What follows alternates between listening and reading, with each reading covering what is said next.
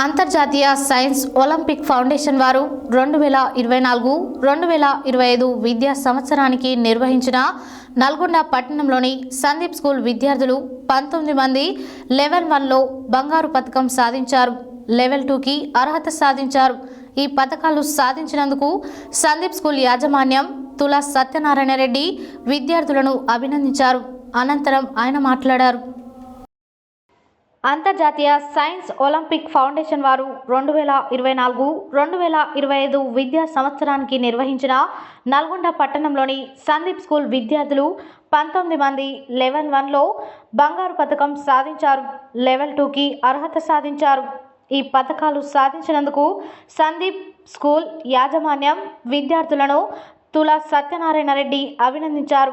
అనంతరం ఆయన మాట్లాడుతూ కట్టుదిట్టమైన ప్రణాళిక, క్రమశిక్షణతో కూడిన విద్యా బోధన పాఠశాలలో అందించడం వల్లనే ఈ ఫలితాలు వచ్చాయని, భవిష్యత్తులో విద్యార్థులను గొప్ప స్థాయిలో ఉంచడానికి పాఠశాల యాజమాన్యం ఎల్లప్పుడూ తోడుంటుందని చెబుతూ ఫలితాలు సాధించిన విద్యార్థులకు సహకరించిన తల్లిదండ్రులకు ఈ సందర్భంగా అభినందనలు స్కూల్ యాజమాన్యం తెలియజేశారు.